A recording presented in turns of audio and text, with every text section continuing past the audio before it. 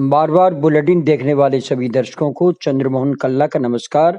राम राम ने खम्मा गनीसा। आज के मुख्य समाचारों में रालोपा संयोजक हनुमान बेनीवाल अब किसान आंदोलन में कूदकर केंद्र की नरेंद्र मोदी सरकार को ललकार बैठे हैं। उनका ये ललकारना कोई अप्रत्याशित नहीं है। वे लंबे समय से राजस्थान में अपनी मर्जी अनुसार भारतीय जनता पार्टी में बदलाव चाहते थे। वे चाहते थे कि पूर्व मुख्यमंत्री वसुंधरा राजे जैसी नेता को साइडलाइन कर दिया जाए।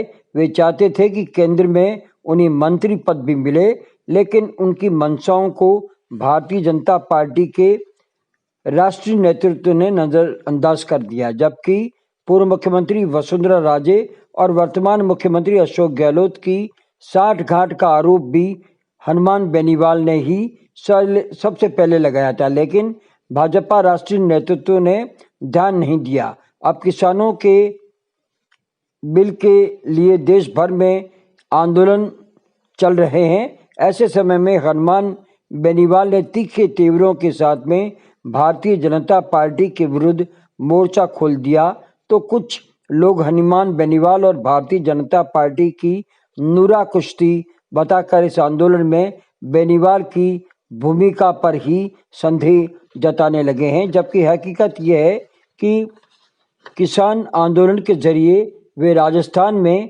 किसान मसीहा और किसान केसरी बनना चाहते हैं और कांग्रेस व भारतीय जनता पार्टी के विरुद्ध राजस्थान में तीसरे मोर्चे का बिगुल भी बजाने का सपना देख रहे हैं, जो कि गत चुनावों में हनुमान बेनीवाल, घनश्याम तिवारी और किरोड़ी लाल मीणा ने मिलकर बजाने का असफल प्रयास किया था और उसमें नाकामयाबी के बाद अब फिर बेनीवाल वही सपना देखकर जाट बिरादरी को एकजुट कर मुख्यमंत्री बनने का सपना भी देखते नजर आ रहे हैं। किसान आंदोलन की केंद्र सरकार के पक्ष में आता है और केंद्र उनकी मांगे मान लेती है, तो भी बेनीवाल की फतेह ही मानी जाएगी और असफल होने पर भी बेनीवाल किसानों के मसीहा और केंद्र सरकार के घोर विरोधी बनकर राजनीतिक में अपनी ताकत बढ़ाने के तेवर दिखाते नजर आएंगे, जो कि रालोपा के लिए फायदे का सौदा होता। अब कहा तो ये जा रहा है कि आने वाले कुछ दिनों में हनुमान बेनीवाल का जो राजस्थान को लेकर के राजनीति में नया समीकरण बनाने का सपना है, वो खुल करके सामने आ जाएगा। या तो वे पूरी तरह से भारतीय जनता पार्टी में चले जाएंगे या फिर कांग्रेस और भाजपा के विरुद्ध खड़े होकर के राजस्थान में लड़ाई लड़ने लगेंगे। अब जोधपुर की कुछ खबरें।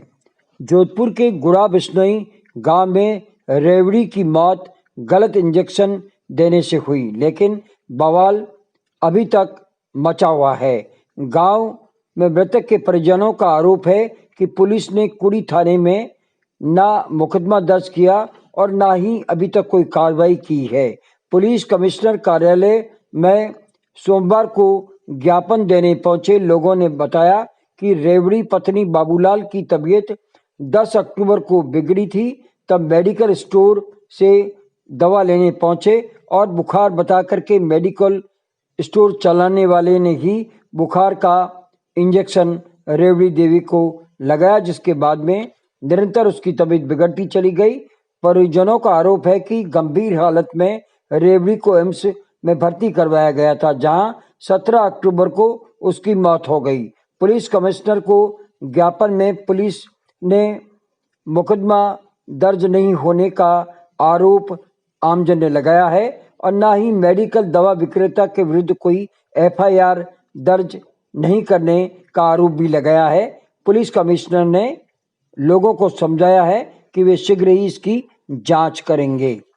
जोधपुर का बरकतुल्ला स्टेडियम एक और आईपीएल मैचों का इंतजार कर रहा है, तो दूसरी ओर कल्पतरू सिनेमा हॉल के सामने वाले गेट पर पुराने दरवाजे व पिलर का स्क्रैप भरा पड़ा है। यहाँ हालत यह है कि दीवार कमजोर होकर कभी भी हादसे को दावत दे रही है। एडवोकेट विजय शर्मा ने जोधपुर विकास प्राधिकरण से मांग की है कि स्टेडियम में स्क्रैप हटाएं व इसकी मरम्मत पर ध्यान दें। 2 कारों व अवैध पिस्टल समेत युवक को मंडोर पुलिस थाने ने गिरफ्तार कर लिया है। जोधपुर पुलिस आयुक्तालय में आने वाले मंडोर थाना क्षेत्र के सहायक पुलिस आयुक्त राजेंद्र प्रसाद दिवाकर ने बताया कि रामनिवास पुत्र भंवरलाल जाति जाट निवासी सालवा कला से एक पिस्टल, मय 2 जिंदा कारतूस 7.62 राउंड बरामद किए गए हैं और उसके विरुद्ध में मुकदमा दर्ज किया गया है और एक फॉर्च्यून गाड़ी भी बरामद कर ली गई है। इसके साथ ही हमारा आज का ये समाचार बुलेटिन यहीं समाप्त होता है। अगले समाचार बुलेटिन के साथ फिर हाजिर होंगे, तब तक के लिए हमें आज्ञा दीजिए। जय हिंद।